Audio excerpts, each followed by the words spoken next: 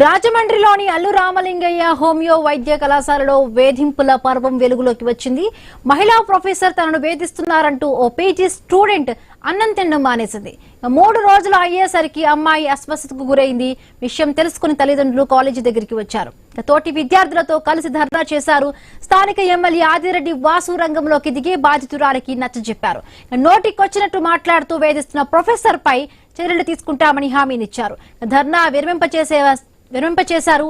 అయితే PG department లో 2 హెచ్ఓడీల మధ్య గొడవలే ఈ వేధింపులకు కారణమనే ఆరోపణలు ఉన్నాయి. వాటిపై ఆయుష్ కమిషనర్ తో మాట్లాడతానని, ఇలాంటివి రిపీట్ కాకుండా చూస్తామని ఎమ్మెల్యే వాసు తెలిపారు.